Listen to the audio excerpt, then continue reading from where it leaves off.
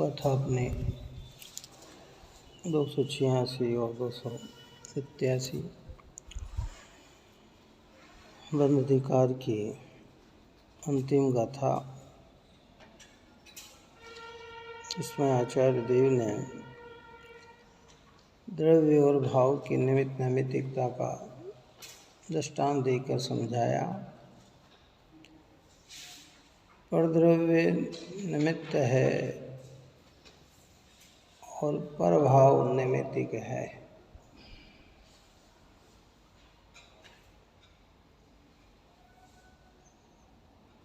भाव आत्मा की परिणति में होते हैं तो किसी न किसी अवलंबन से होते हैं। निमित्त नैमित्तिक संबंध है। जब पर्याय की स्वतंत्रता की चर्चा करेंगे तब एक एक समय की पर्याय भी क्या है, स्वतंत्र है। उसमें भी किसी पर की आवश्यकता नहीं है। लेकिन अभी यहाँ प्रमाण ज्ञान की मुख्यता से चर्चा चल रही है।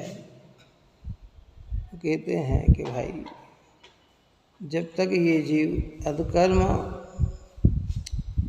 और औदेशिक आहार का त्याग नहीं करता है, दृष्टांत दे के समझाया, तब तक उन मुनिराजों को उस संबंधी भी आश्रय होता है, बंधन होता है।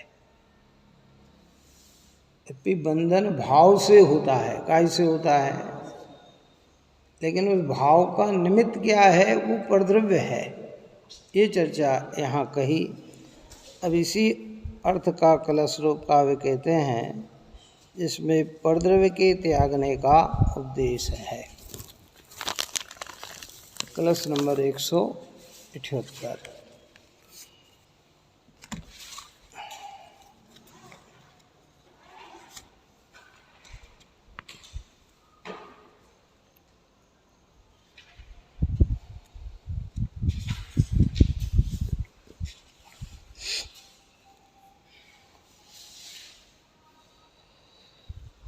परद्रव्य है निमित्त पर भाव नैमित्तिक, नैमित्तिक भावों के कषायवान हो रहा।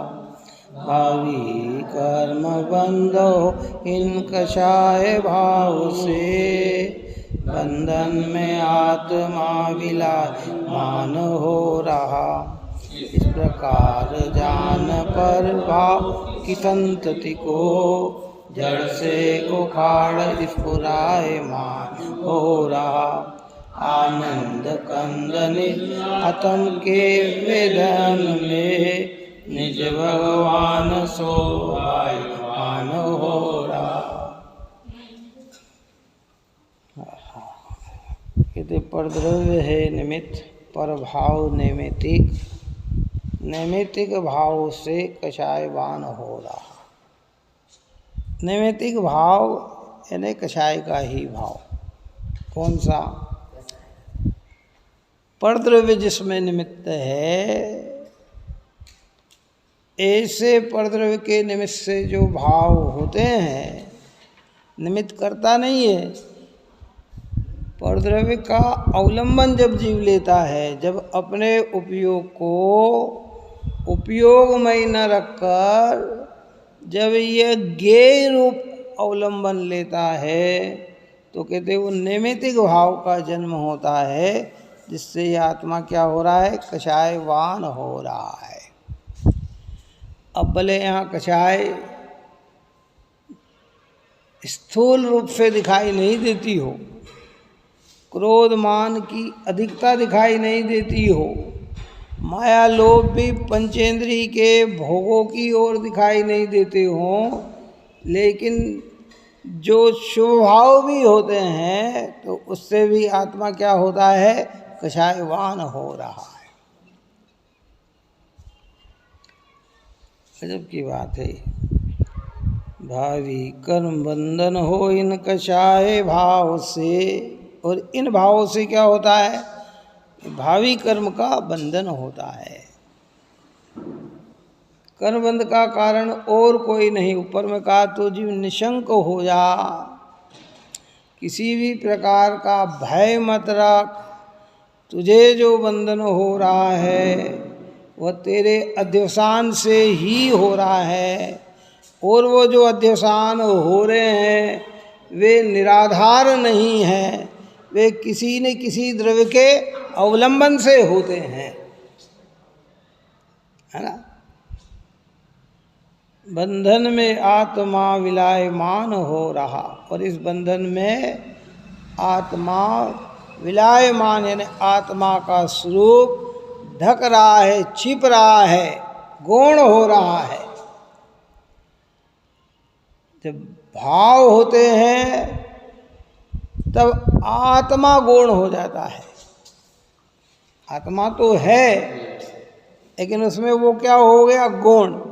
दृष्टि की विषय बनता है ना ये। जैसे हमने किसी को पर्याय से देखा, मनुष्यपने से देखा, तो उसमें आत्मा गौण हो गई। क्या हो गई? कोई भी व्यक्ति को अगर हम जैसे रिश्तेदार रूप में देखा तो आत्मा क्या हो गई, गौण हो गई। ऐसे कहते हैं जब रागादिक रूप आत्मा को देखते हैं तो ज्ञान स्वरूप क्या हो जाता है, गौण हो जाता है। ज्ञान की महिमा। बंधन में आत्मा विलायमान हो रहा, इस प्रकार जान पर भावों की संतति को जड़ से उखाड़ स्फुरायमान हो रहा है। इस प्रकार जानकर जो भव्य आत्मा ए पर भावों की संतति को, पर भाव यानी क्या, संपूर्ण विकारी भाव, अध्यवसान का परिणाम, पुण्य पाप का भाव, राग देश का परिणाम, शुभ शुभ परिणाम, मन तीव्र परिणाम, अच्छे बुरे परिणाम, इस सारे भाव को जब ऐसा जानकर जड़ से उखाड़ स्फुरायमान हो रहा, पर भावों की संतति, संतति किसे कहते हैं, जो चली आ रही है। संतति चिरकाल उपायी, चिरकाल अनादिकाल से इस जीव की राग देश मोह में ही प्रवृत्ति की संतति है। काय की संतति है हमारी? कब से कर रहे हैं राग देश मोह? अनादि से कर रहे हैं। जब से आत्मा है तब से ही मोह राग देश से युक्त है। अब कब से है इसका कोई समय नहीं है। शास्त्र में लिखा है, आगम में कहा है, और ज्ञान में भी ऐसा ही भाषित होता है कि ये आत्मा अनादि अर्थात जिसकी कहीं से भी प्रारंभता नहीं है। अगर प्रारंभता माने तो कृत्रिम हो जाए, और फिर ये मानना पड़ेगा कि पहले आत्मा रागाधिक रहित था, बाद में रागाधिक सहित हुआ। तो जो रागाधिक रहित है वे तो भगवान है, तो भगवान पुनः कहाँ आ गए, संसार में आ गए। इसमें अन्य मत की पुष्टि हो जाती है। किसकी पुष्टि हो जाती है? अन्य मत की पुष्टि हो जाती है। वो यही कहते हैं कि भगवान की भक्ति करने से, भगवान का ध्यान करने से, तप करने से जीव वैकुंठ चला जाता है और वहाँ भगवान में तन्मय हो जाता है, भगवान में लीन हो जाता है, अंश अंशी में जाकर मिल जाता है। हाँ, उसमें चला जाता है, और फिर कुछ काल रहने के बाद वह पुनः कहाँ आता है? संसार में आता है। तो इससे अन्य मत की क्या हो गई? पुष्टि हो गई। और यहाँ कहते ऐसा वस्तु का स्वरूप नहीं है। क्या? इस प्रकार जान पर भावों की संतति को जड़ से उखाड़ स्फुरायमान हो रहा, आनंद कंद निज आत्म के वेदन में निज भगवान शोभायमान हो रहा। क्या कह रहे हैं? आत्मा कैसा है? आनंद का कंद निज आत्म के वेदन में। आत्मा का वेदन जैसा आत्मा है वैसा वेदन हो। कैसा आत्मा कैसा है? ये आनंद, सुख से भरा हुआ आत्मा, ज्ञान से भरा हुआ आत्मा। जब उस आत्मा का वेदन करेंगे तो क्या प्रकट होगा? कि आनंद ही तो प्रकट होगा। अपन ने कहा मिश्री काई से भरी है? मिठास से। और वो मिश्री का वेदन होगा तो क्या अनुभव होगा? कि मिठास ही तो अनुभव होगी। क्या अनुभव होगा? है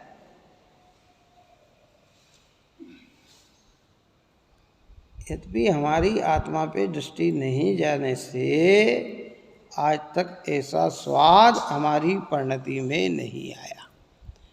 और जब स्वभाव का आश्रय हो, परद्रव्य का आश्रय मिट जाए, नैमित्तिक भाव उत्पन्न हो, तो जो आनंद प्रकट होता है कि आनंद कन निज आत्म के वेदन में निज भगवान शोभायमान हो रहा है। एक निज भगवान और एक पर भगवान। आता ही समझ में? अनंत सिद्ध भगवान पर भगवान, और आत्मा का अवलंबन ले तो निज भगवान है ना। अरिहंत परमात्मा जैसे महावीर स्वामी, वो अपने लिए निज भगवान है, हमारे लिए पर भगवान है। बात ही समझ में? अंतर अपेक्षा से समझना सब बात। कहलाएंगे तो वे भगवान। क्या कहलाएंगे? भगवान महावीर स्वामी की जय। और व्यवहार से जब प्रारंभिक भूमिका में श्रद्धा करते हैं तो कहते हैं, भक्त कहता है प्रभु मैंने तो आपकी और मेरे बीच का अंतर भी मिटा दिया, आप ही मैं और मैं ही आप। लेकिन फिर भी उनकी सत्ता उन रूप है, मेरी सत्ता मुझ रूप है। व्यवहार में कहते हैं, व्यवहार में बहुत सारी बातें आती हैं। दो दोस्तों में इतना प्रेम होता है, इतना स्नेह होता है, इतना राग होता है, हर जगह वो दोनों उपलब्ध होते हैं।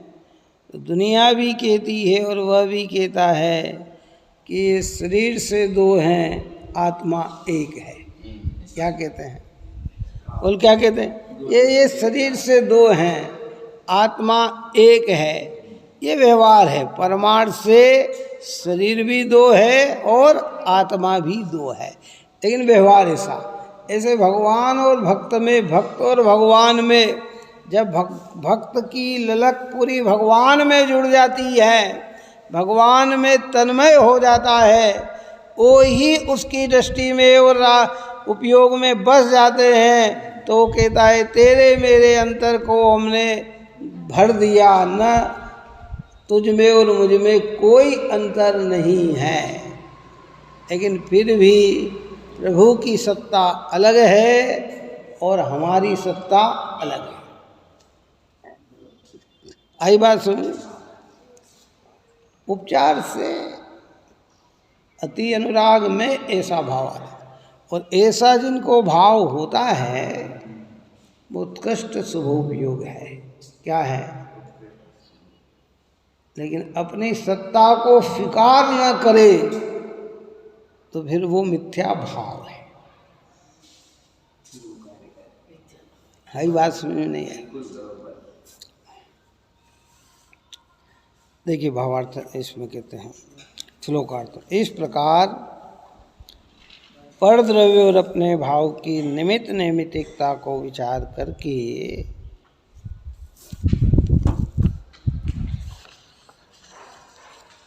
परद्रव्य मूलक बहुभाव की संतति को एक ही साथ उखाड़ फेंकने का इच्छुक पुरुष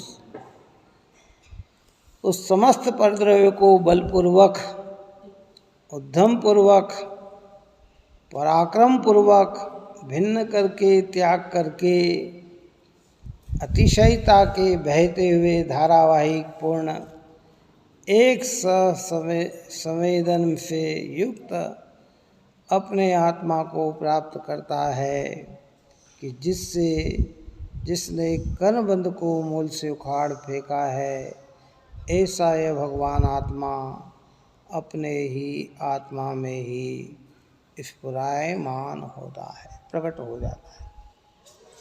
परिणति में वो स्वभाव प्रकट हो जाता है जो आज तक प्रकट नहीं हुआ था। सम्यक दर्शन में क्या होता है? बस यही तो होता है। सम्यक ज्ञान सम्यक चारित्र में क्या होता है कि यही तो होता है कि जो अनादि से आत्मा गौण था, वो आत्मा पर्याय में क्या हो गया? व्यक्त हो गया, प्रकट हो गया। मतलब उसकी अवलंबनता अभी अंश रूप में। परमात्मा तो सर्वांश रूप में अपने आत्मा को प्रकट पर्याय में प्रकट कर लेते हैं, है ना? क्या ये परद्रव्य मूलक भवभातों की संतति, क्या कह रहे हैं? शब्द क्या डाला? परद्रव्य मूलक। परभावों के मूल में क्या है? परद्रव्य है। अरे बात समझ में नहीं आई। परभाव अर्थात राग देश के परिणाम, पुण्य पाप के परिणाम, अच्छे बुरे परिणाम, शुभ अशुभ परिणाम, मंद तीव्र परिणाम, इन सब भाव के मूल में परद्रव्य है। स्वभाव के अवलंबन से विभाव उत्पन्न होता नहीं, और परद्रव्य के अवलंबन से स्वभाव कभी उत्पन्न होता नहीं। निर्मल पर्याय उत्पन्न नहीं होती। परद्रव्य का अवलंबन लेने से निर्मल पर्याय की उत्पत्ति नहीं, और स्वभाव में अवलंबन ले तो विकार की उत्पत्ति नहीं। यानी धर्मात्मा को भी जितना विकार होता है, दृष्टि अंदर में बस गई तो दृष्टि निर्विकार हो गई, लेकिन अभी राग पूरी तरह से निवृत्त नहीं हुआ, क्योंकि उपयोग पूरी तरह से आत्मा में स्थिर नहीं हुआ। अगर आत्मा में उपयोग पूरी तरह से स्थिर हो जाए तो राग की भी परिणति न हो, क्योंकि उपयोग भार में जाएगा तो राग देश हुए बिना रहेगा नहीं। अब एक राग देश स्थूल है जो हमारी पकड़ में आ रहा है, एक राग देश और उससे कम है कि कभी कभी पकड़ में आता है। एक राग देश इतना सूक्ष्म है, राग इतना सूक्ष्म है कि आप और हम उसे पकड़ पाते भी नहीं है। लेकिन वो मूलक क्या है? वो परद्रव्य तो है। मूलक का मतलब क्या? मूल, जड़। क्या कारण है कि ये चीज़ उत्पन्न हुई, कि इसके कारण आपके अंदर ये चीज़ उत्पन्न हुई है।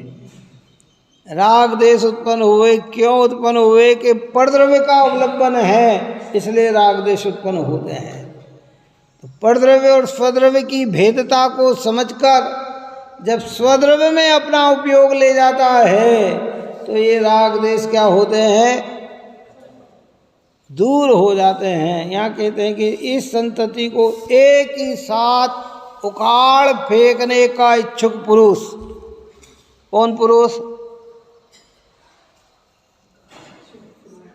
जो स्वभाव को प्राप्त करना चाहता है, विभाव को मिटाना चाहता है, ऐसा इच्छुक पुरुष। आप और हमें इच्छा काहे की है बताओ? अंदर की बात है ये। राग देश मिटाने की इच्छा के राग देश करने की इच्छा। भैया अभी तक तो राग देश करने की इच्छा है, खाली कवर बदल दिया है। बात समझ में आए? पाप छोड़कर पुण्य में आ गए, लेकिन है राग की ही इच्छा। यहाँ कहते वो भी इच्छा नहीं। कौन सी? हाँ, एक ज्ञायक की ही इच्छा, जो संपूर्ण विकार को उखाड़ फेंकने का इच्छुक पुरुष उस समस्त परद्रव्य को बलपूर्वक का अर्थ बुद्धिपूर्वक समझकर उद्यम पूर्वक पराक्रम पूर्वक भिन्न करके त्याग करके, पहले दृष्टि में भिन्नता जानकर फिर उपयोग को अपने ओर खींचकर उस भाव को भी दूर करना है।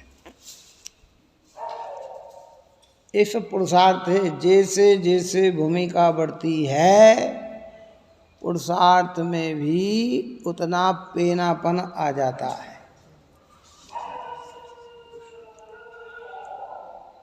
प्रकरण के अंत में मुनिराज भगवंतों की चर्चा करके बंध अधिकार की, वो सूक्ष्म बंध की संधि की भी चर्चा की है। कितना, इसलिए कहते मुनिराज यहाँ ऐसी जगह नहीं जाते जहाँ उनके परिणाम बिगड़ने के, वन खंडादिक में वास करते हैं, सुने घर में वास करते हैं, जिनालय चैत्यालय में वास, जहाँ लोगों का आवागमन कम हो, ये उस परद्रव्य का अवलंबन छोड़कर बुद्धिपूर्वक उद्यम पूर्वक ये कार्य करते हैं। कैसे करते हैं? उद्यम पूर्वक कार्य करते हैं। सम्यक दृष्टि, अपनी दृष्टि सुधारने के लिए, सम्यक की रक्षार्थ के लिए, सम्यक दर्शन निर्मल बनने के लिए ऐसे स्थानों का परित्याग कर देता है कि जहाँ किंचित भी मिथ्यात्व का सल भी परिणति में उत्पन्न होता हो। ये बुद्धिपूर्वक उखाड़ फेंकने की बात है। कई लोग कहते पुरुषार्थ क्या? अरे भैया, क्रम क्रम क्रम से सारे पुरुषार्थ उसमें गर्भित हो जाते हैं, क्योंकि परद्रव्य राग देश मोह का मूलक है। ऐसे नहीं है कि साहब हमें तो ऑटोमेटिक अचानक यूं ही राग देश हो रहे हैं, ऐसे ही पाप हो रहे हैं। अरे भैया, ऐसे नहीं होते, उसका निमित्त नैमित्तिक संबंध है। परद्रव्य निमित्त और भाव नैमित्तिक। निमित्त भाव को उत्पन्न करे ऐसा नहीं, पर भाव होते हैं तो उस पर आरोप आए बिना रहते नहीं। अच्छा, ऐसे ही थोड़ी हो जाता है। इसलिए अपन ने ऊपर में चर्चा की है कि वो निमित्त दो प्रकार के होते हैं, एक अंतरंग निमित्त होता है और एक बहिरंग निमित्त होता है। कौन सा? एक अंतरंग निमित्त और एक बहिरंग निमित्त। वो अंतरंग निमित्तों के द्वारा भी, जैसे निगोद अवस्था में, अब कोई साधन मिले या न मिले, कोई उन्हें मारे या न मारे, कोई, लेकिन उनका अंतरंग निमित्त इतना प्रबल है कि उन्हें एक श्वास में 18 बार जन्म मरण करना ही पड़ते हैं। कौन कराता उनको? कोई न मारे तो भी वो मरेंगे कि नहीं मरेंगे? क्यों बताओ? ये अंतरंग निमित्त। बहिरंग जीवों के घात में कौन निमित्त? बहिरंग निमित्त। अभी चींटी चल रही, उस चींटी की मृत्यु में निमित्त कौन बनेगा? कि किसी का पैर आ जाना, पानी में गिर जाना है, गाड़ी के नीचे आ जाना, ये उसमें निमित्त बनेंगे हैं। अब निगोदिया जीव में क्या निमित्त बनेगा? चलो बताओ। आलू है ना, आलू में कितने जीव हैं? अनंत निगोदिया जीव। हम उसे सब्जी न बनाए, कोई कुछ नहीं करे, ऐसा सुरक्षित एक जगह रख दे। कहाँ रख दें? कि जहाँ कोई हाथ भी नहीं लगाए, पैर भी नहीं लगाए, कुछ भी नहीं करे, फिर भी उसके जन्म मरण एक श्वास में 18 बार होंगे कि नहीं होंगे? क्योंकि वो आयु प्रमाण, वो अंतरंग निमित्त है कर्म का। कौन सा? वो अंतरंग निमित्त है, ये बाहर निमित्त है। और उस अंतरंग निमित्त में भी परद्रव्य है और बहिरंग निमित्त में भी परद्रव्य है। हम बैठे सारी चीज हट जाए, कोई हमारे सामने साधन न हो, और बैठे बैठे राग देश आ रहे हैं, पुण्य पाप के भाव आ रहे हैं, अच्छे बुरे परिणाम आ रहे हैं, तो वहाँ बहिरंग निमित्त न होने पर भी अंतरंग निमित्त विद्यमान है। कौन सा? उस भेद ज्ञान करके उससे भी दृष्टि हटाकर जब जीव अपने चैतन्य पे दृष्टि ले जाता है तो वो कर्म का उपशम हो जाता है। क्या हो जाता है? उस कर्म का उपशम हो जाता है। और बाहर के तो साधन है, घर का साधन पाप का, मंदिर का साधन पुण्य का, पुण्य में भी परद्रव्य निमित्त, पाप में भी पर, इसलिए कहा है कि ये सब भावों का परद्रव्य ही मूलक है। मूल कौन है कि ये ही है। बताओ, आम अगर आ रहे हैं, पेड़ पे अगर आम लगे हैं, तो उसका मूल कौन है ना? जड़ है ना? कि नहीं साहब, जड़ तो नहीं है पर आम उग रहे हैं। ऐसा हो सकता है? कभी देखा कभी ऐसा आज तक कि बीज तो है ही नहीं, डाला है नहीं, तना हुआ नहीं, और कहते बड़े बड़े आम निकल रहे हैं। ऐसा कभी नहीं होता है ना? राग देश हो रहे हैं साहब, पुण्य पाप हो रहे हैं साहब, ऐसा कुछ नहीं होता है।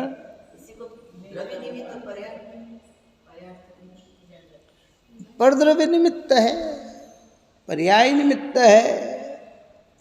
ऐसे प्रसंग बनते हैं। 24 घंटे यही कार्य आप और हम कर रहे हैं। बस खाली इतना है अंतर कि हमारा इस ओर लक्ष्य नहीं जाता है और ज्ञानी का इस ओर लक्ष्य जाता है। बात है। सामान्य जन से पूछा जाए, जिसे पेड़ की पूरी जानकारी नहीं है, प्रमाण ज्ञान नहीं है, वो कहते ये आम क्या आम शाखा पे लगा हुआ है, कहाँ के वहाँ शाखा पे बड़ा हुआ सा। अरे भाई, वो शाखा काय में से निकली है? तने से, तना काय में से निकला कि जड़ में से ही तो आया है ना। सामान्य जन कहते राग देश हो गए साहब, पर्याय में हो गए पर्याय। भाई ये पर्याय कहाँ से आई? ये विकारी पर्याय कहाँ से आई? क्या आत्मा का अवलंबन लिया और विकारी पर्याय आई? ये राग देश का परिणाम बिना अवलंबन के आए, और बिना अवलंबन के अगर राग देश आते हों तो राग देश जीव का क्या हो जाएगा? स्वभाव हो जाएगा। और जो स्वभाव हो जाएगा उसको मिटाने का पुरुषार्थ ही हमारा बेकार है, संभव ही नहीं है ना। उसमें संभवता ही नहीं है। इसलिए उसे समस्त परद्रव्य को बलपूर्वक, उद्यम पूर्वक, उद्यम यानी पुरुषार्थ पूर्वक, पराक्रम, बड़े पराक्रमी है। पराक्रमी किसे कहते हैं? कि सामने वाले के आक्रमण को जो परास्त कर दे वो पराक्रमणी है। कौन?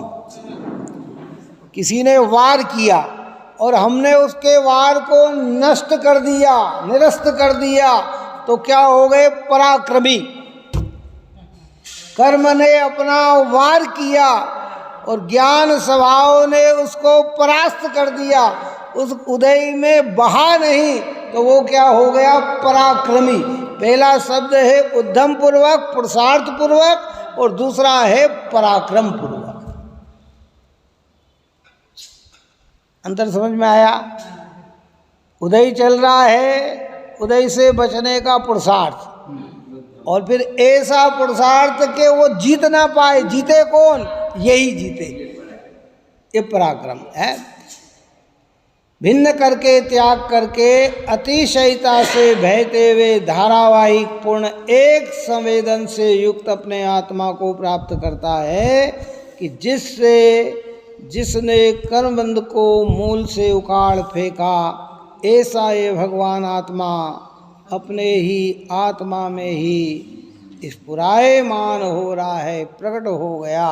कहाँ? कि परिणति में आत्मा प्रकट हो गया। जहाँ परिणति में आत्मा प्रकट होता है वहाँ अध्यसान मिट जाते हैं, दृष्टि अपेक्षा मिथ्यात्व संबंधी, और पूर्णता की प्राप्ति हो जाए तो संपूर्ण विभाव, संपूर्ण विकार, विनष्टता को प्राप्त हो जाता है।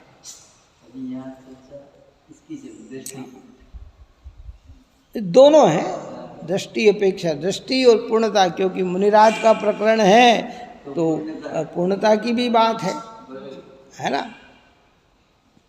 निमित्त नैमित्तिक, जब हम प्रतिक्रमण और प्रत्याख्यान में प्रवर्तने वाली आत्मा, तो प्रतिक्रमण और प्रत्याख्यान में कौन प्रवर्तेगा? कि मुनिराज ही तो प्रवर्तेंगे ना, हैं? तो वो और अपने स्वरूप में स्थिरता, उद्धम पुरुषार्थ करते पराक्रम पूर्वक अपने स्वरूप में स्थिर होते हैं। तो कहते हैं कि वह आत्मा स्फुरायमान, यानी जो आत्मा अनंत शक्ति युक्त आत्म स्वभाव में था, वही शक्तियाँ सारी पर्याय में व्यक्त हो गई, प्रकट हो गई।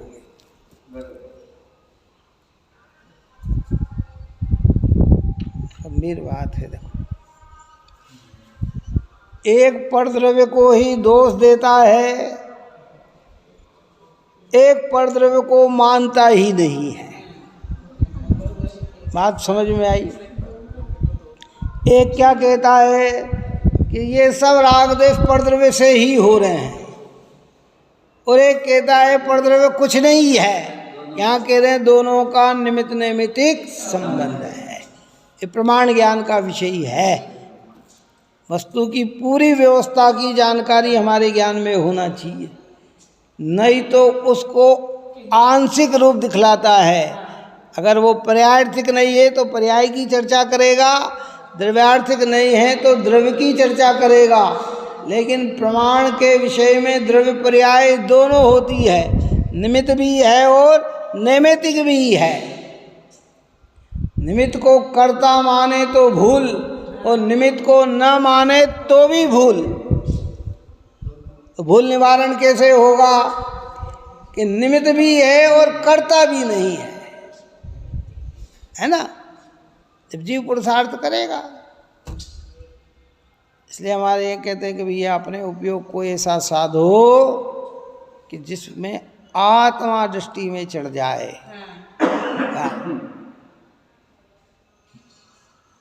और कभी कभी जनवाणी में इस प्रकार स्थूल कथन आता है कि देखो सम्यक दृष्टि पर को जानते हुए भी रागी देसी नहीं होते। तो वहाँ दृष्टि अपेक्षा रागी देसी लेना। संपूर्ण राग देश का अभाव सम्यक दृष्टि को तो क्या मुनिराज को भी नहीं होता है। वो संपूर्ण राग देश का अभाव तो अरिहंत परमात्मा को ही होता है, सिद्ध भगवान को ही होता है। लेकिन दृष्टि की मुख्यता से ये कह देते हैं, स्थूल राग देश के अभाव से ये कहते हैं कि ज्ञानी का उपयोग पर में भी जाता है पर राग देश नहीं करता है, कि ये बात स्थूल दृष्टि की अपेक्षा है। वास्तविकता में तो पर में उपयोग गया तो बिना राग के जाएगा ही नहीं। काहे से जाएगा? क्यों है? पांडवों को जरा सा विकल्प आया, दो पांडवों को, तो बिना राग के आया कि राग से आया? क्यों? तीन कषाय का अभाव था, और सम्यक दृष्टि के तो खाली एक कषाय का ही अभाव है, और उसको कहते हैं कि परद्रव्य में उपयोग जाता है, रागी देशी नहीं होता। और यहाँ तीन कषाय के अभाव वाले रागी देशी रागी हो गए। मतलब क्या है कि जब सम्यक दृष्टि रागी देशी नहीं होता, मतलब मिथ्या संबंधी रागी देशी नहीं है, राग देश तो है। अंतर समझ में आ रहा है नहीं आ रहा है? ये बहुत गहरी बातें हैं ये। कई लोग के तरह साहब अपने क्या है, जाए उपयोग तो जाए, क्या है?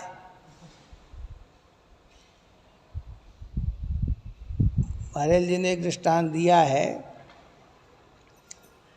समझने के लिए दृष्टांत दिया है कि किसान थे, दोनों के खेत आपस में पास पास में थे। किसानों के पास दूध के लिए भैंस थी, है ना? तो एक किसान की भैंस ने बच्चा दिया,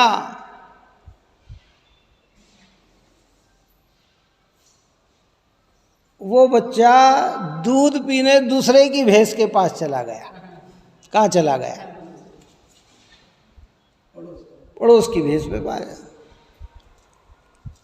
अब वो किसान मन में खुशी हो रहा है कि मेरा थोड़ी, ये तो दूसरे का दूध पी रहा, अपने को क्या तकलीफ। बात आ रही, समझ में नहीं आ रही? क्या समझ रहा हो? वो ये सोच रहा है कि अपनी भैंस का दूध दूसरे का पी रहा है तो अपने को क्या तकलीफ। बोलो उसको तकलीफ है कि नहीं है? है। वो मान रहा है तकलीफ नहीं, लेकिन तकलीफ है। 2-4 दिन वो भैंस का दूध पीते हुए वो बच्चा उसी का हो जाएगा। किसका हो जाएगा? जिसका पी रहा है ना, वो उसी को अपनी माँ मानने लगेगा। किसको मानने लगेगा? तो तू दूध फ्री कर रहा था, वो बच्चा ही फ्री हो। वो किसान सोच रहा है कि ये मुझे बच्चा में है, और ये सोच रहा है कि फ्री में। ऐसा हमारा हम सोचे कि परद्रव्य में उपयोग जाए तो क्या हानि, आत्मा तो चैतन्य स्वरूप ही है? अरे ये उपयोग जाएगा तो नियम से आत्मा का नुकसान ही होगा, क्योंकि उपयोग पर में जाएगा तो फिर इसके आत्मा में उपयोग आना बहुत मुश्किल हो जाएगा। अब उस बच्चे को सहजता से नहीं ला सकते। अगर वो 5-10 दिन दूध पीना सीख गया ना पड़ोसी की भैंस का, तो आप उसे बुलाओ कि आजा, इधर आजा, इधर आजा, तो नहीं आएगा। है ऐसा उपयोग अगर हमारा परद्रव्य में लग रहा है और हम सोचे कि क्या हो गया, आत्मा तो अपना है, उपयोग पर में जाए तो जाने दो कि ये पर में इतना चला जाएगा कि ये लौट के आत्मा में नहीं आएगा। जिसके दृष्टांत आप और हम बैठे हैं कि अनादिकाल से हमारा उपयोग इतना पर में गया कि ये अब आत्मा में आने के लिए तैयार नहीं है। बात सुने, ये इतना सुनना, पढ़ना, विचार करना, ये सब होने पर भी ये उपयोग अपने अंदर आने के लिए तैयार नहीं है।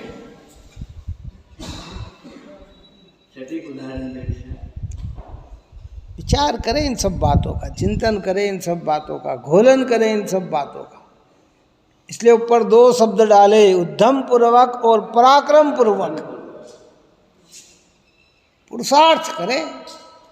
इसलिए परद्रव्य को परद्रव्य रूप समझे, सद्रव्य को सद्रव्य रूप समझे।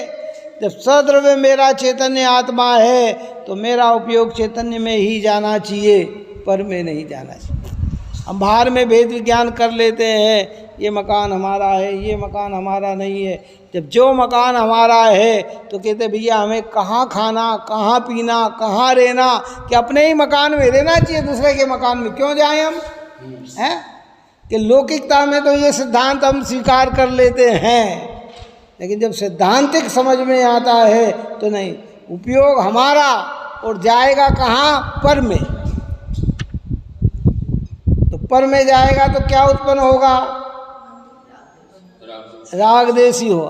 अपने घर में रोज भोजन करने वाला, अपने घर में स्नान आदि करने वाला, अपने घर में सोने वाला सम्मान का पात्र होता है कि अपमान का पात्र होता है?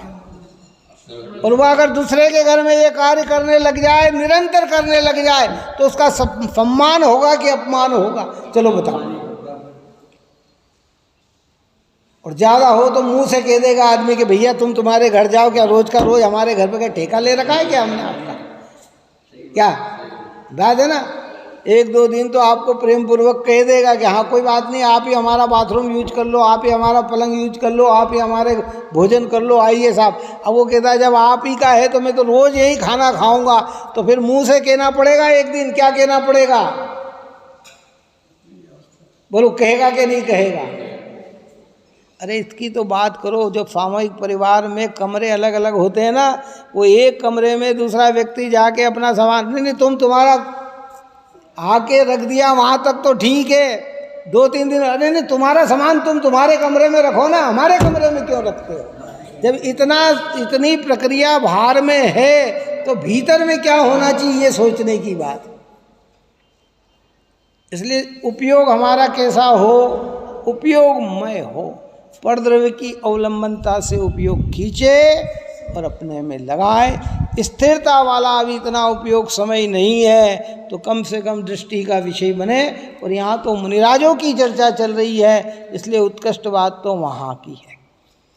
क्या देखिए, भावार्थ कहते हैं, जब परद्रव्य की और अपने भाव की निमित्त नैमित्तिकता जानकर समस्त परद्रव्यों को भिन्न करने में, त्यागने में आते हैं, तब समस्त रागादिक भाव की संतति कट जाती है और तब आत्मा अपना ही अनुभव करता हुआ कर्मबंध को काटकर अपने में ही प्रकाशित होता है। इसलिए जो अपना हित चाहते हैं वे ऐसा ही करें।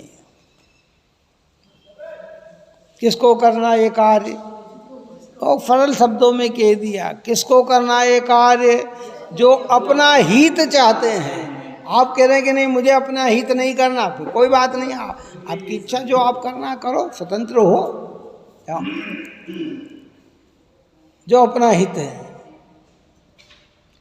ताई सुनो भई मन थिर आन, जो चाहो अपनो कल्याण। हे भव्य आत्मा, अगर तुम अपना कल्याण चाहते हो, अपना भला चाहते हो, अपने को सुखी बनाना चाहते हो, तो यह बात तुम मन को स्थिर करके सुनो। तो कहने साहब हमें अपना कल्याण नहीं करना, तो कोई बात नहीं, फिर तो आप अपना मन कहीं भी भटकाएं, क्यों?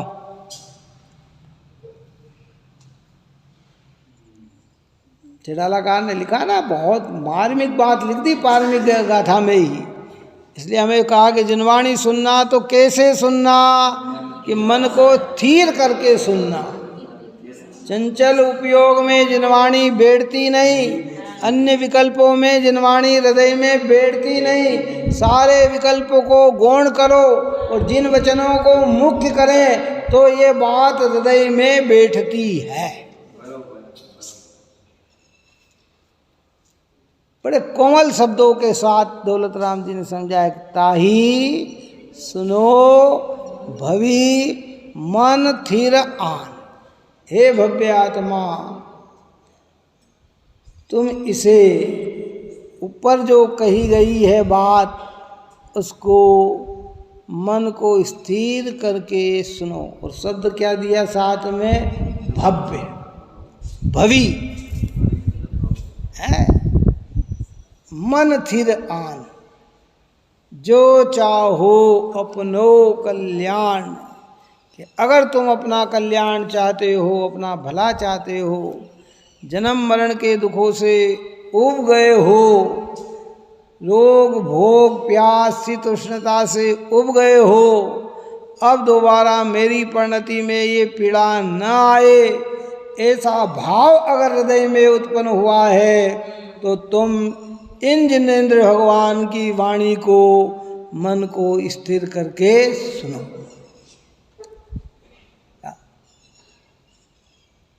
इसलिए जो अपना हित चाहते हैं वे ऐसा ही करे, भी करे नहीं का, ऐसा ही करे।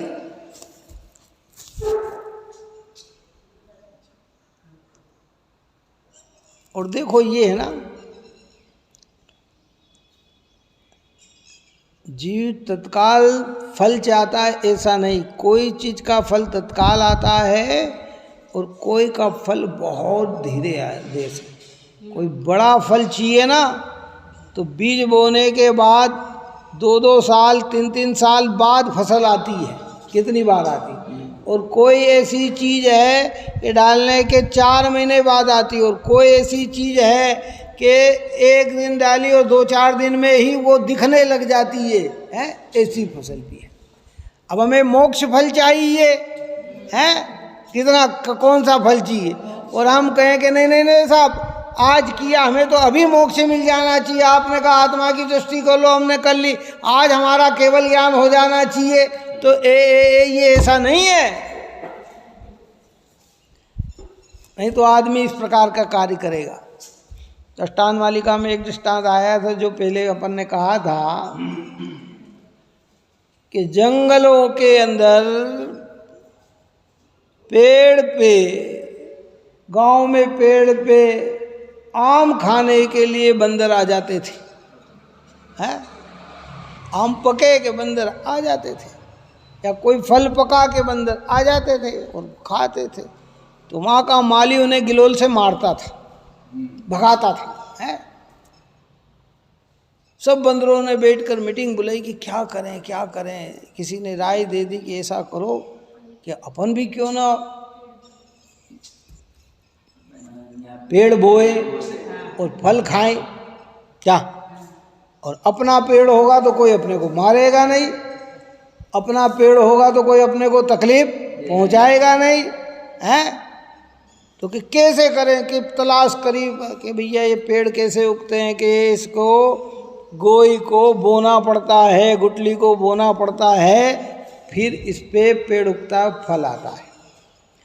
अब उन्हें पता तो था नहीं, बेचारे जीव थे वो तो है। तो सब एक एक गोई ले आए। कहाँ ले आए? गुटली ले आए, जंगल के अंदर गड्ढा करा और गोई को डाल दिया, और अब इंतजार करने लग गए कि फल आएगा, फल आएगा, आम उगेगा, आम उगे। सुबह से शाम हो गई, आम नहीं आए हैं। दूसरे दिन फिर सुबह हो गई, आम नहीं आए। अब उनकी बेचैनी बढ़ने लगी, आम तो आए नहीं, ने कहा था कि बो दोगे तो आ जाएगा। तो फिर उन्होंने क्या करा, करे आए तो गोई खोदी और उसी को खा गए। तो उनके हाथ में क्या आया? हमें कहते साहब मंदिर आओ, आपको मोक्ष मिल जाएगा, पूजा करो मोक्ष मिल जाएगा, स्वाध्याय करो मोक्ष मिल जाएगा, सम्यक दर्शन करो मोक्ष मिल जाएगा। तो ये चीज इसमें लग गया और लगे मोक्ष तो आ ही नहीं रहा है, तो ये सारी चीज को क्या कर देता है? अरे भाई तेरे को धैर्यता रखनी है, बीज तूने सम्यक बो दिया है तो मोक्ष तो क्रम पे आएगा, उसका समय निश्चित है। तू ऐसा सोचे कि आज मैंने पुरुषार्थ किया और कल ही मुझे मोक्ष हो जाए। कई लोग कहते हैं ना कि आप कहते हो साहब भगवान के दर्शन करने से सब काम सुधर जाते हैं, भगवान के दर्शन करने से तकलीफ नहीं आती है, मैं 10 दिन से भगवान का दर्शन कर रहा हूँ, मुझे तो कुछ नहीं हुआ, आपके भगवान में दम नहीं, हम तो अब दूसरे भगवान को देखेंगे। तुम्हें धैर्यता नहीं है, तुम्हें गाढ़ता नहीं है। तुम धीरे धीरे प्रयत्न करोगे और अपनी चीज पे मजबूत रहोगे तो एक न एक दिन वो अवसर सुंदर मिलेगा कि जिससे अंतरंग और बहिरंग सारी चीज की उपलब्धि होगी। तो किसको प्रयत्न करना, किसके लिए करना? स्वयं के लिए करना है। ये मूल बात है। बंद अधिकार के अंत में अमृतचंद्र आचार्य देव ने अमृत से भरे हुए एक कलश की रचना कर दी, सारे आप और हमें बिल्कुल समझा दिया है क्या है परद्रव्य मूलक है जिसका मतलब क्या करना कि परद्रव्य से उपयोग खींचने का प्रयत्न करना, परद्रव्य में उपयोग फैलाने का प्रयत्न नहीं करना।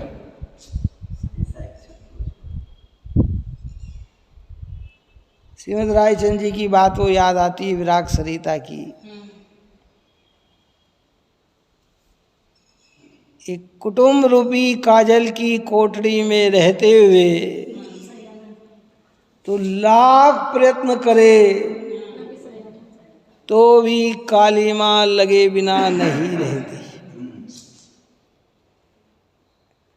पूरी कोठड़ी काई की है? कोठड़ी है ने पहले रहने के स्थान को कोठड़ी कहते थे। क्या कहते थे? महल और कोठड़ी। छोटा सा होता तो कहते कि साहब हमारी तो छोटी सी कोठड़ी है साहब, छोटा सा मकान है साहब है, और वो सारा काजल से भरा हुआ है और व्यक्ति को उसमें रहना है तो कितना ही प्रयत्न करेगा तो भी काली मां लगे बिना रहती नहीं। परिवार में, संयोग में, घर में, रिश्तेदारों में, समाज में, ये सब काजल की कोठड़ी है। काई की कोठड़ी? हिम्मत नहीं होती कहने की, लेकिन जिनवाणी माता कहती है कि जिसे तुम अपना कुटुंब समझ रहे हो काजल की कोठड़ी है, तुम्हारे दुख के कारण है, तो कि इसमें अब कैसे बचा जाए? तो कि तुम यहाँ इतना कर सकते हो कि इसमें रहकर भी तुम सम्यक्त की आराधना कर सकते हो। कि सम्यक्त की आराधना के लिए क्या करना कि अल्पहासी होना, अल्पभाषी होना, अल्प परिचयी होना, अल्प सत्कारी होना है। इतना प्रयत्न करोगे तो सम्यक्त की आराधना हो सकती है। अल्पहासी का मतलब क्या? निष्प्रयोजन हंसना, कोई काम नहीं ना, हंसना है, ऐसे चुटकुले, ऐसे मजाक, ऐसी बातें, ऐसा ये वैसा वो, क्यों है? चाहे जैसी चीज़ों में उपयोग लगाना, बिना प्रयोजन हंसते रहना, दूसरों की हंसी उड़ाते रहना, दूसरे के दुख में हंसते रहना, ये तुम बिल्कुल अल्पहासी। न प्रसन्न हो तो जिनेंद्र को देख के हो, प्रसन्न हो तो जिनवाणी सुनकर हो, प्रसन्न हो तो निर्गंत मुनिराज भगवंतों के निकट में हो, साधर्मी को देख के हो, धर्म आराधना में देखकर हो, तो ऐसा अल्पहासी और अल्पभाषी, बिना प्रयोजन बोलना, चाहे जैसा बोलना, चाहे जैसी बात करना, जिसका कोई प्रयोजन नहीं, जिसका कोई लक्ष्य नहीं।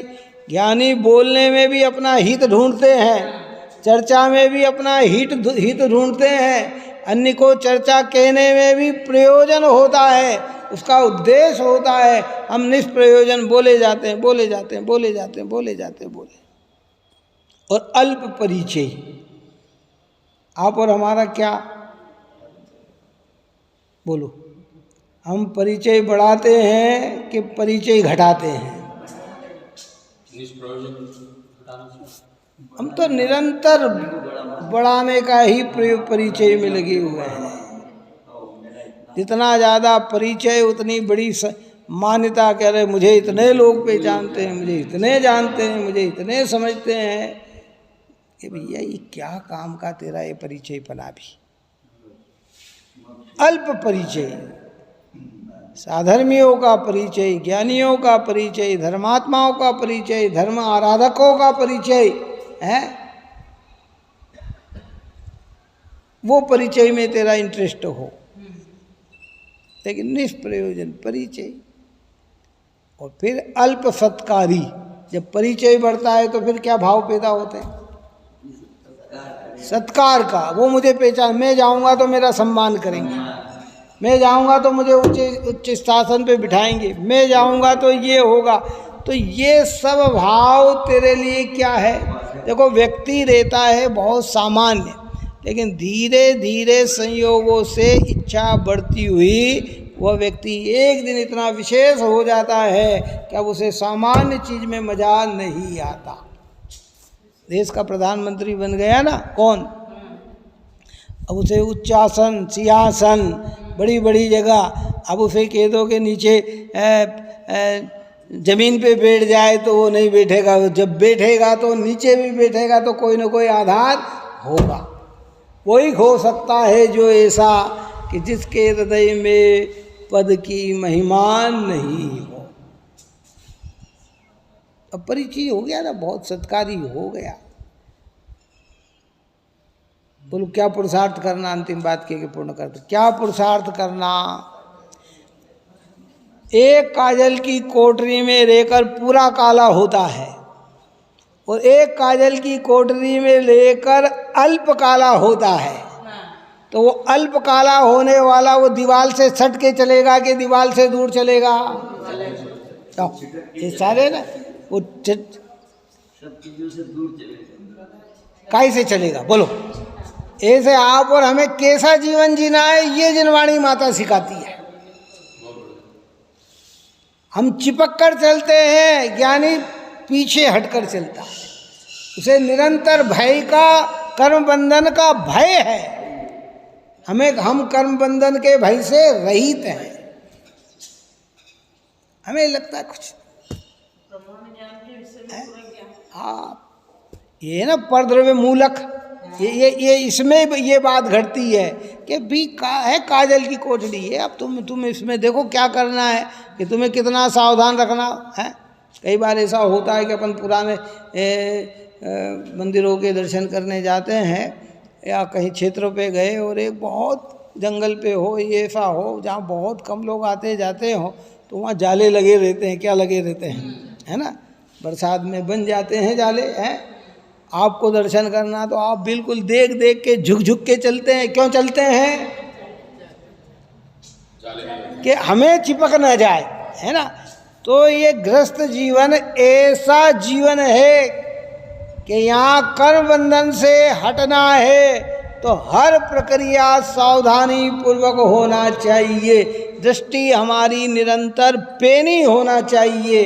अगर दृष्टि पेनी हुई तो बंधन हमारा बहुत सामान्य है, और खुलकर पसर कर चले तो काली माँ पूरी लगे बिना रहेगी नहीं। इसलिए अल्पासी, अल्पभाषी, अल्प परिचयी, अल्प सत्कारी, ये सब जीवन के अंदर होने का प्रयत्न करना चाहिए। इसलिए बहुत सारे विद्वान, बहुत सारे ज्ञानी पुरुष, बहुत धर्मात्मा पुरुष आज भी इस भूमि तल को शोभित कर रहे हैं कि जो बड़े बड़े प्रसंगों में भी अपने को निर्लिप्त रखते हैं। और कई ऐसे होते हैं कि जो है कुछ नहीं और बाहर में सब कुछ चाहते हैं। तो इस प्रकार की चर्चा यहाँ करके अब यहाँ ये बंध अधिकार को पूर्ण करते हुए अंतिम मंगल रूप ज्ञान की महिमार्थ कलश रूप काव्य कहेंगे, जो कल अपना 179 नंबर का कलश चलेगा, जहाँ अपना बंध अधिकार पूर्ण होगा। कितने अधिकार की चर्चा कर ली अपन ने। सर्वप्रथम जीवाजीव अधिकार की पूर्वंग और जीवाजीव अधिकार दोनों चर्चा की, फिर कर्ता कर्म अधिकार चर्चा की, फिर पुण्य पाप अधिकार चर्चा की, फिर आश्रव अधिकार चर्चा की, फिर संवर अधिकार चर्चा की, निर्जरा अधिकार चर्चा की, बंध अधिकार चर्चा की। अब 2 अधिकार और बचे हैं, मोक्ष अधिकार और सर्व विशुद्ध ज्ञान अधिकार, जो मूल है। ये सब का सार अंतिम अधिकार में है। क्या समझ में आए? प्रारंभ में 12 गाथा तक पूरा समय सार का सार, और फिर उसकी डिटेलता में जाकर ये सारी चर्चा है। तो आप और हम बहुत साम्य भाव से इसको सुने, समझे और अनुभव करने का प्रयत्न करें, यही मंगल भाव है। सहजानंदे शुद्ध स्वरूपी अविनाशी आत्मस्वरूप, सहजानंदे शुद्ध स्वरूपी अविनाशी आत्मस्वरूप, सहजानंदे शुद्ध स्वरूपी अविनाशी आत्मस्वरूप। निज ने बताई यह अनंत उपकार है, उसके लिए दिनवाणी माँ को वंदना शत बार है, वंदना शत बार।